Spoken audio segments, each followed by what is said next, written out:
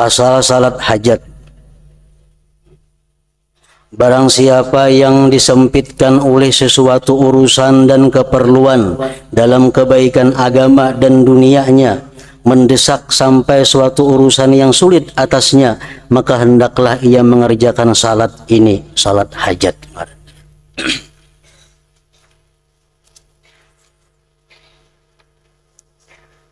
Usalli sunnatal hajah. Aku sembahyang sunat hajat.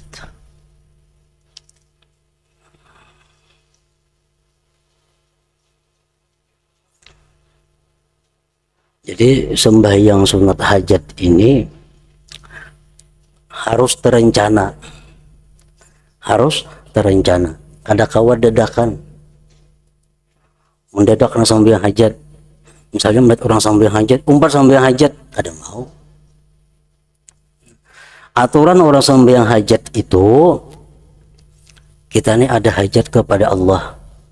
Sesuatu misalnya. Nah, lalu kita berwudu. Berwudu dengan sebaik-baik wudu.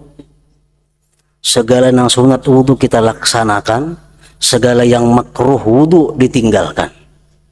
Isbagul wudu, asbigil wudu, ujar Rasulullah, sempurnakan wudu dulu.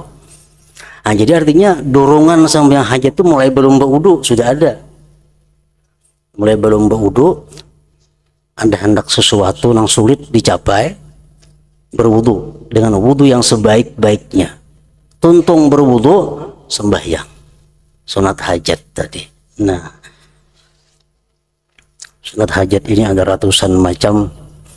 Ada yang datang dari Rasulullah, ada yang dari sahabat, ada yang dari tabi'in, ada yang dari ulama, macam-macam cara sembahyang hajat sesuai dengan pengalaman mereka tentang mujarabnya itu salat hajat.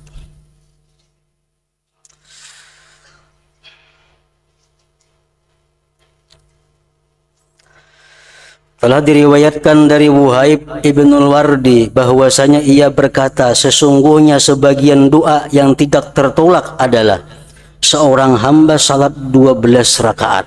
Sembahyang hajatnya 12 rakaat, 2222. Pada setiap rakaat ia membaca Ummul Kitab, ayat kursi dan qul huwallahu ahad. Ke-12 rakaatnya macam itu. Apabila ia telah selesai, maka ia bersungkur sujud. Sujud kemudian membaca. Hafal maka bacaannya sujud, Bang. Subhanalladzi labisal izza wa qala bihi subhanalladzi ta'antaba bil majdi wa takarrama bihi subhanalladzi ahsa kulli syai'in bi ilmihi subhanalladzi la yanbaghi tasbihu illa la subhanalladzi fadli wal dzil manni wal fadli subhanalladzi izzi wal karam subhanalladzi tawli was'aluka bima akadil izzi min arsyika wa muntahar rahmati min kitabika wa bismikal a'zam wa jaddikal a'la wa kalimatika tammatil ammah allati la yujawizuhunna barrun wala fajir an tusalli ala Muhammad wa ala ali Muhammad. Nah, artinya maha suci zat yang mengenakan kemuliaan dan menyatakan dengannya. Maha suci zat yang berpakaian dengan kemuliaan dan menjadi mulia dengannya. Maha suci zat yang menghitung segala sesuatu dengan ilmunya. Maha suci zat yang tidak seyogianya tasbih pemahasucian kecuali baginya. Maha suci zat yang mempunyai pemberian dan anugerah. Maha suci zat yang memiliki kemuliaan dan kemurahan. Maha suci zat yang memiliki kekuasaan. Saya mohon kepadamu dengan tempat ikatan kemuliaan dari arasmu, puncak rahmat dan dari kitabmu, dan dengan namamu yang maha agung dan keagunganmu yang maha tinggi, dan kalimat-kalimatmu yang sempurna dan umum, yang tidak dilampaui oleh orang yang baik dan orang yang keji, agar engkau memberikan rahmat atas Muhammad dan keluarga Muhammad. Kemudian ia memohon hajatnya yang tidak ada kemaksiatan padanya, maka insya Allah Azza wa Jal dikabulkan permohonannya. Nah, ini sampai sunat hajat menurut riwayat Wuhaib ibnul Wardi.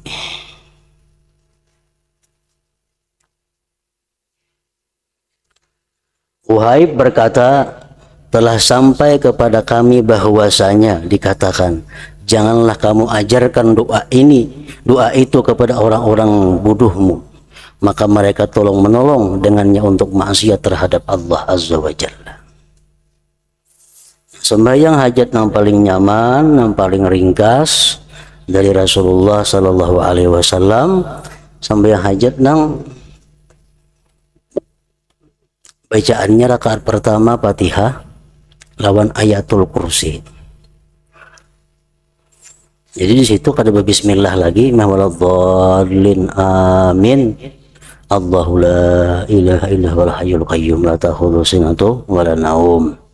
Rakaat yang kedua Fatihah lawan amanar rasul. Yang bismillah juga langsung aja waladhdallin amin amanar rasul. Sujud terakhir kada panjang, biasa aja. Subhanallah a'la 3 kali. Sujud akhirnya kada panjang, biasa. Nah yang betuntong kena sembahyang itu hanya berdoa. Doanya pun yang diajarkan oleh Nabi juga. Allahumma ya mu'nisa kulli wahid wa ya sahiba kulli farid wa ya qariban wa ya ba'id wa ya syahidan wa ya ghaib wa ya ghaliban wa ya maghlub ya hayyu ya qayyum ya dzal jalali wal ikram, nah, terusnya. Nah itu doanya ada panjang juga doanya. Nah itu sembahyang hajat yang paling inting dan dari Rasulullah. Jadi bagi orang-orang yang menjalani jalan Allah, sembahyang hajat ini diperlukan setiap malam.